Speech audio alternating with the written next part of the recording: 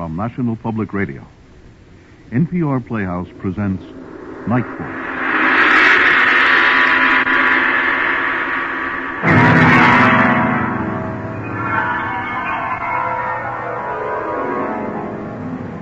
In the dream, you are falling, lost in the listening distance, as dark locks in.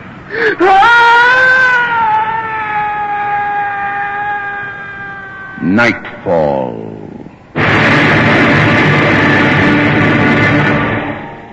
Good evening. Tonight we have a story in which you have to consider who belongs and who doesn't.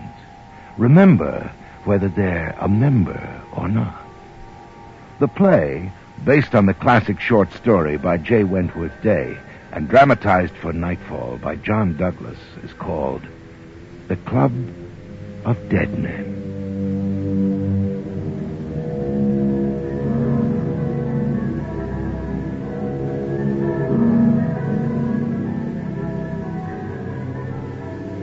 Cambridge is full of ghosts.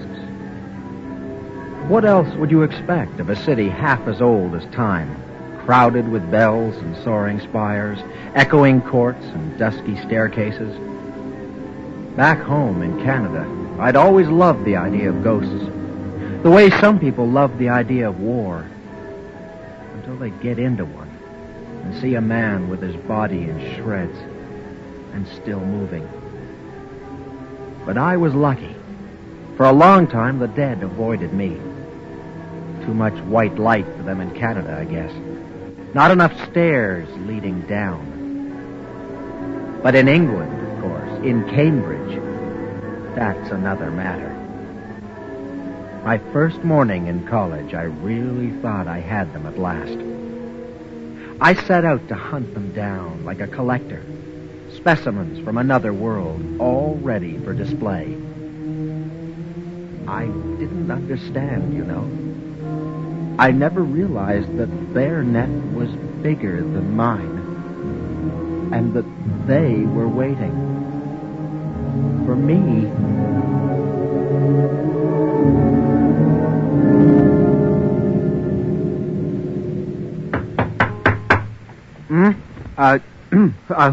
Who is it? Good morning, sir. Don't mind me, I'm just the bedder. Oh, you're the what? The bedder. I makes the beds and tidies up your room, like. Oh, but I, Oh, now, never don't you worry, sir. Our young gentlemen from overseas, they take a bit of getting used to, having a woman doing their rooms and them still in bed. Oh, Lord bless you, sir. I'm old enough to be your mother. Here's your tea. Oh, thank you, Miss... Mrs. Posset, sir.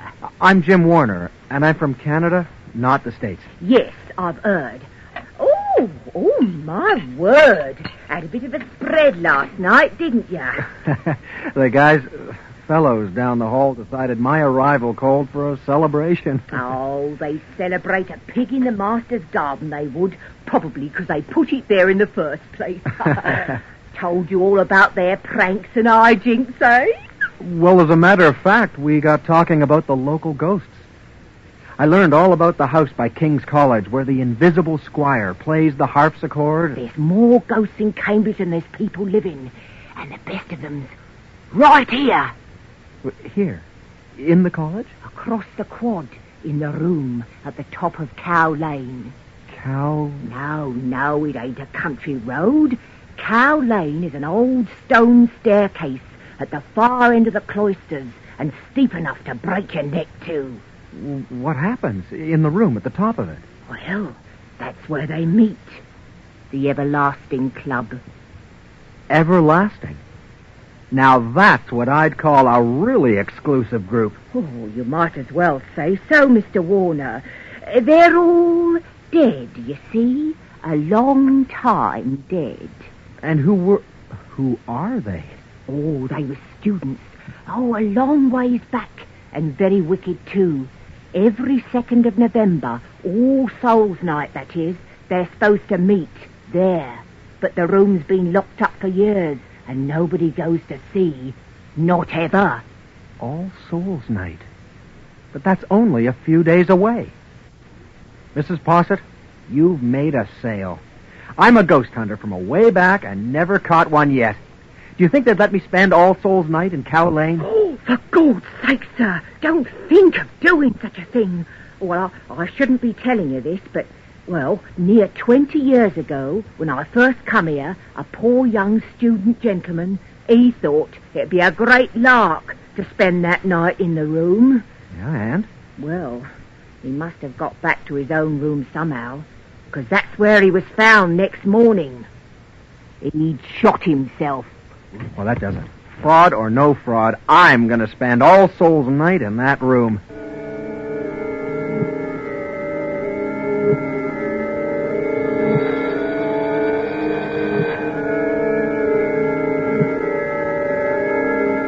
A glass of port, Mr. Warner.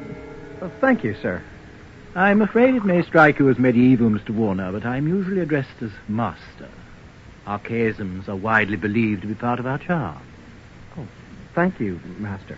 And so you wish to learn all about the Everlastings, Mr. Warner? Club of Dead Men, hmm? It is more or less in my field, Master. The Everlastings are a heavy burden, Mr. Warner. We try to keep silent about them, and then when they're almost forgotten, there's another occurrence. I've heard, Master, you have their minute book? Ah, Mrs. Posset. So much for college discretion. You know, I wouldn't mind the betters knowing everything if they just keep their damn mouths shut. Oh, very well. You're a scholar in the field, after all, and withholding research material is the sin against the Holy Ghost. Now, the first volume here is the minute book with the names of the members and the rules of the club. I'm afraid that many of the latter are blasphemous and obscene. This second is a journal kept by one of the members, a fellow of the college, called Charles Belassis. And the purpose of the club? To violate every rule, to stamp on every law, human and divine, to revel once a year on All Souls Night in honor of their lord, the devil, and to continue doing so until the ending of the world.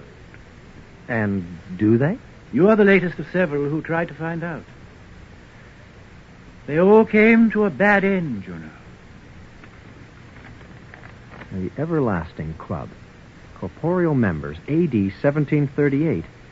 Meaning they were all alive at that date? 1738 was the founding year of the club. They were all in the flesh, yes. Alanus Dermot. Pres Ite. Latin? Alan Dermot, eternal or perpetual president. The evil genius of the group. But Latin, I'm afraid I don't read Don't it. apologize. Almost no one does nowadays. It's only the names in any case. Pretentious, weren't they? Satanism is a kind of church, Mr. Warner. And the devil was a scholar long before he was a scientist. Franciscus Witherington. Francis. Enricus Davenport. Henry. Very good. Jacobus Catherville. Jacobus. Your own name, Mr. Warner. You are James, are you not? Jim, James, yes. So, your name in Latin is Jacobus Warner. Carolus Belassis. Charles. Correct. Charles Belassis, the last survivor.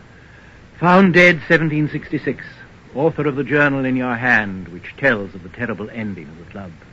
If it ended. If indeed. Turn the page, Mr. Warner. 2 more names. I thought Belassis was the last. Hey, they're each in a different ink, and... My God, the dates. As you say, the dates. Robertus Farnham, 1861. On the morning of November the 3rd, 1861, a student named Robert Farnham was found dead at the foot of Cow Lane. It was thought he came hurtling down the stairs and struck his head. The last one is Julie Amos. Julie Amos, God, 1960. The one who shot himself. The few who have seen this put it down to a prankster. 2 pranksters. Right you are. If they're genuine, the 2 entries are 100 years apart.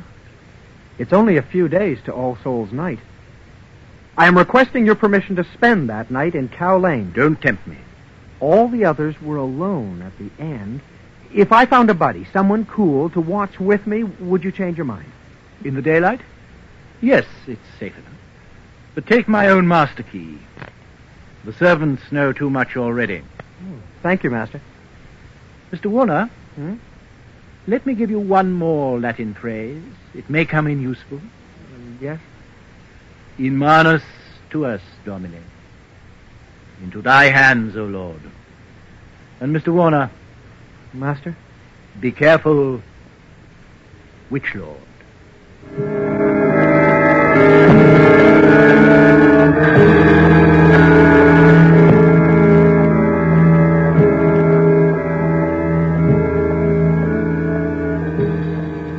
Oh, my God.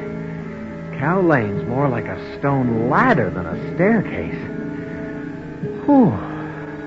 Oh, boy, half these old keys never work. What? The door's open. Hi. Welcome to the Everlasting Club. Come on in. Well, this is a surprise. They told me this room was always locked. It is, mostly. I got a key from one of the bedders. Well, hello. I'm Jim Warner, across the quad. Just call me Bill. I made the mistake of admitting I was in the Marines once, and all I get from the Brits ever since is Boot Hill Bill. You're not from the States, are you? But Canada. Our great neighbor to the north. Yeah. I know. The mouse in bed with the elephant. The longest undefended psyche in the world. How about we forget all that crap and play it by ear? Yeah, you got a deal. Okay. Hey, and by the way, did you say the Everlasting Club? That's why I'm here, man. You got the bug, too? Ooh, I got it bad. I'm into history. Started on the Hellfire Club, and, well, here I am. Hey, man, history's my major. Yeah? Italian Renaissance. Oh. Ever heard of the infamous Academy? A guy called Pomponius? No, I never heard of him. The whole occult gig. Black masses in the catacombs. The Inquisition chased him for years. Oh. But at least the Academy and the Hellfire Club, once they went to hell, they stayed there. These guys are something else. Bill, do you think they really come back once a year? I don't know.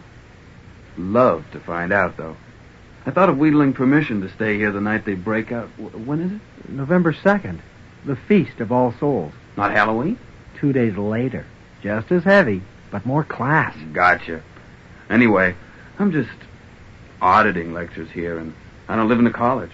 Fat chance the master would allow me to go ghost hunting after hours, eh? Hey, by yourself, no, but I think I've got his permission for 2 of us. Would you be interested? Interested? Oh, buddy, you're going to have to tie me down to stop me. Fantastic. I thought we'd do it right. You know, long table with the glasses, silverware, candles, the lot. Think they can eat? Oh, all the more for us if they can. Right. This pad needs a real job done on it anyway. Would you look at it? Whew. What in hell have they been storing here? Dozens and dozens of chamber pots. Oh, no. They'll always be in England. Here, ladies and gentlemen, in the heart of darkness, in the club room of the dead, we are walled up alive in thunder mugs.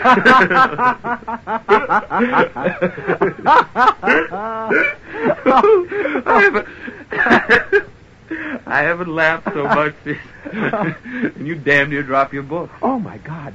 I completely forgot. Do you know what these are? No. They're the minute book of the Everlasting Club and the diary of the last survivor, Charles Balassus. Kidding. Yeah, here's our homework for a little dinner party. Then we start right now, Jim, old buddy. Which one do we tackle first? The diary. Balassus was the last one. He was in At the kill. Well, I think maybe he was the kill.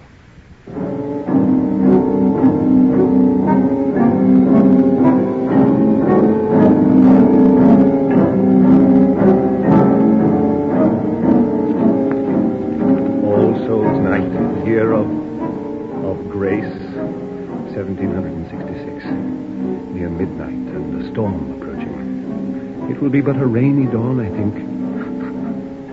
But it concerns me not, for I shall never see the morning.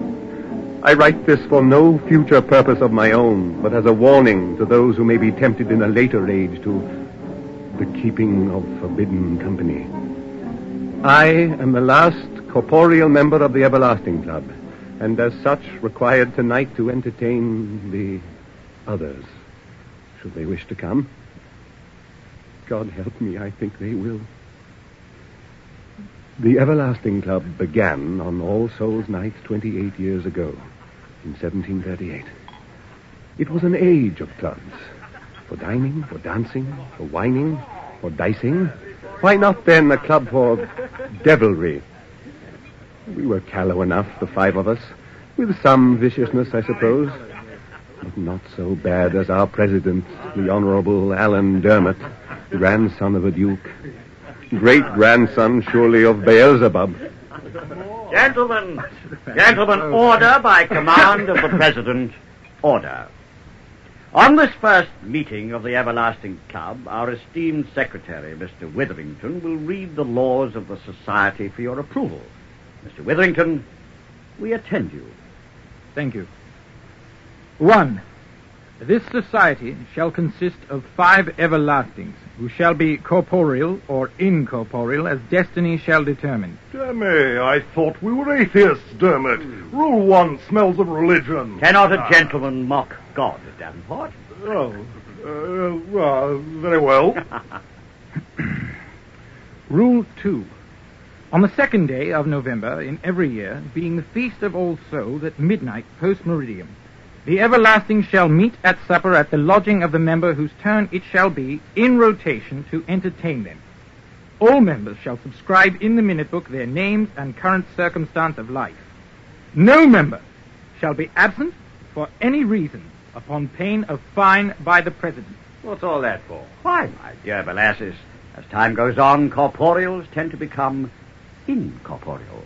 I don't follow you. It means, Belassus, if enough of us, we survivors, vote in time, we don't have to feed the dead.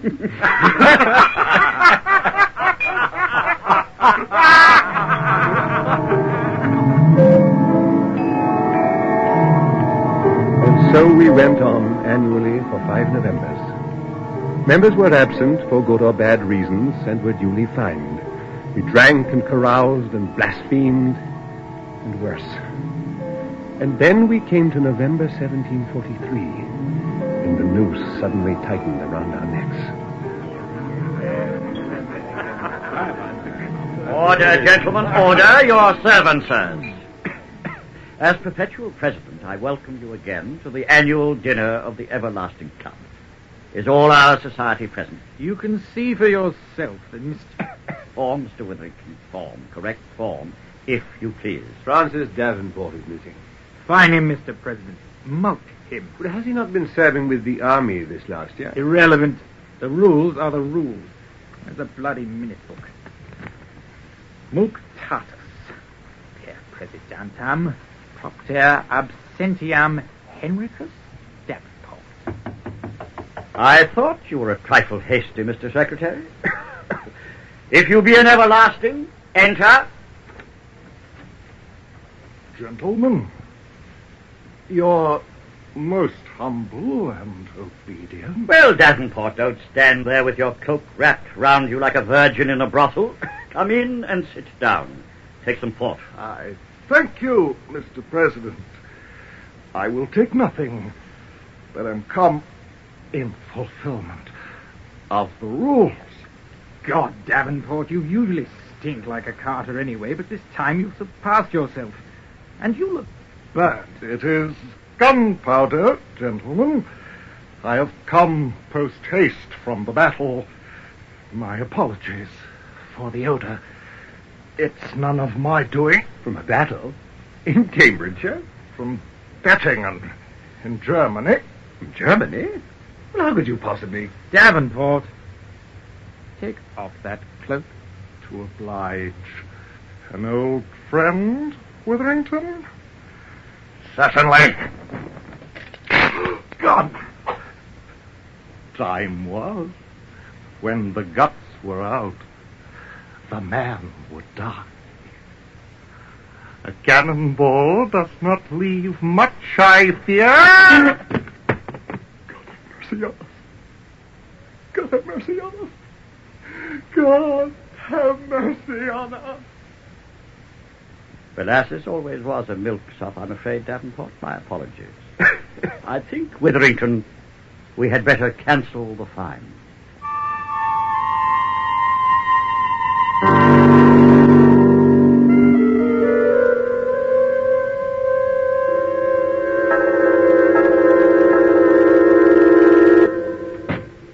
Witherington, I had to see you. I can't be alone any longer. It's 3 days and I can still see Davenport when he... Witherington, my God, to look at you, you'd think you'd just seen a ghost now. I have. What in God's name do you mean? I have just had word from Paris. The Honorable Alan Dermot, president of the Society of Everlastings, was killed in a duel in Paris 3 days ago on November the 2nd. But he... Don't you see, Belassus? There were 2 dead men at supper with us. It was Dermot's little pleasantry to look as if he were alive when he wasn't. The cough he had. I saw blood once on his handkerchief. From the sword cut of the Frenchman who had killed him that morning. Oh, dear God, that means there are only 3 of us left. Oh, indeed, Belassus, only 3. The minimum quorum to avoid the Night of All Souls. We'll assemble each October and vote down the meeting, and there'll be no trouble until the first of us dies. And then... Don't cry, Belassus. After all, you may be the first to go. And then you can come with Dermot and Davenport as a guest.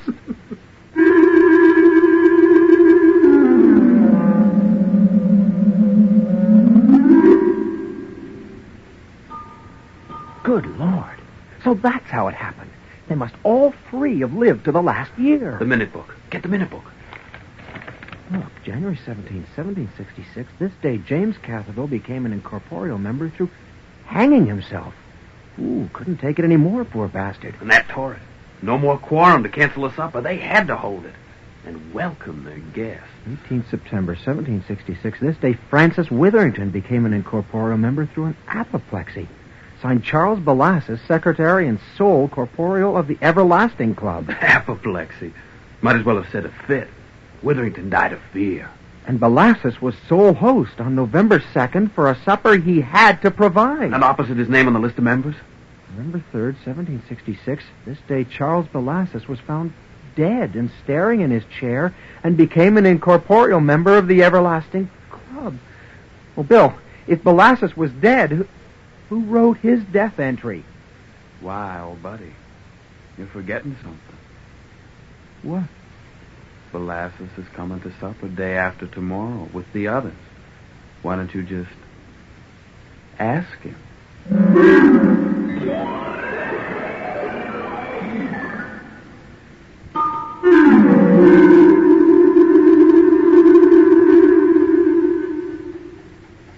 You look at that watch once more, old buddy, it's going to fall off. What time is it now? 3 minutes to midnight. And this is All Souls Night. It's a drag. Not a ghosty or a ghoulie in sight. Wait till the clock strike. Have you got the minute book ready for them to sign? Right here. Open below the last entry. Last victims, you mean. Robertus Farnham, 1861. Juliana Scott, 1960. Oh, these damn candles are burning so dim I can barely see. Bill, there's another name. What? Jacobus Warner, 1982. Good God! They've added me. It can't be. Where's your name, Bill? Why am I the only name here? Where's your name? Why, I don't know. It's time, Bill. It's midnight. Listen. They're coming. They're coming up Cow Lane. Gentlemen, your most humble and obedient, come in whoever's name.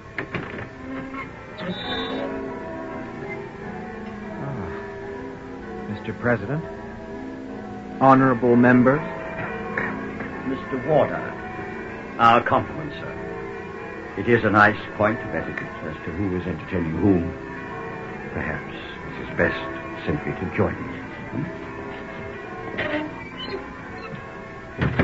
Now, we're shut in for the night. Forgive my cough, Mr. Warner. When midnight strikes on this night, we take on the different forms of our deaths. The rapier thrust makes little trouble in my lung. Even so, I'll wager I'm more presentable than my poor friends here. You're going to have to fine Mr. Scott for absence, aren't you? We seem to be missing Juliana Scott. Ah, now, Mr. Warner, that's the cream of the jest. I have played the same trick myself before now. Bite once, bite twice. What are you saying? It is a pity that you lack Latin. Juliamus, Mr. Warner, is the Latin for William. In vulgar parlance, Bill. No. I don't... Do not turn round too suddenly, Mr. Warner. Huh? Bill Scott put the barrel in his mouth before he fired, but all the same, you should not look at him unprepared. No. Sorry, almighty. The real truth of the everlastings, Mr. Warner, is one most people find unbearable to contemplate. Among one's friends, you see, which of us can ever be quite certain who is alive and who is otherwise?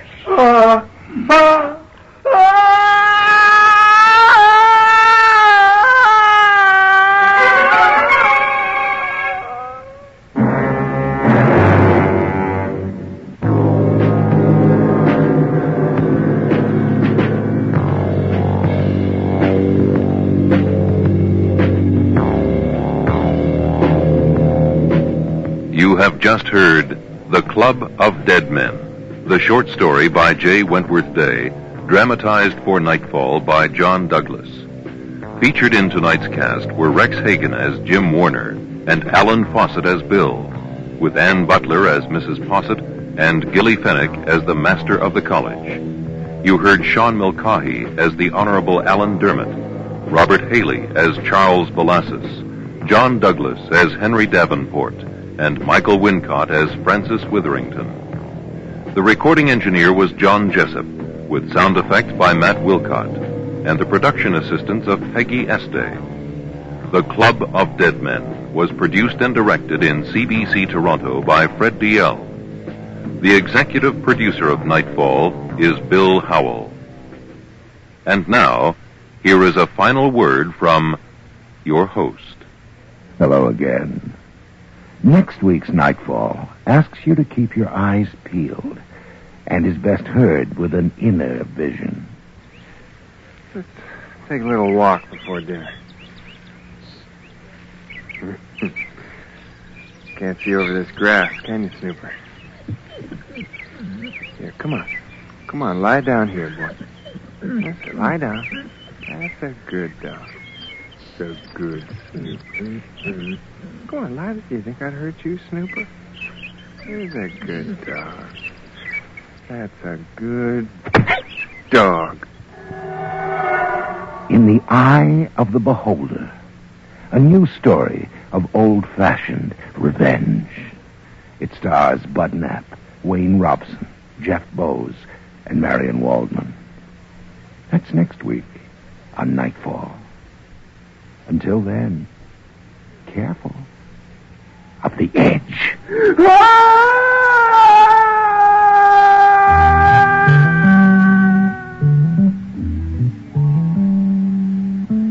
Funds for the distribution of this NPR Playhouse presentation were provided by the Corporation for Public Broadcasting.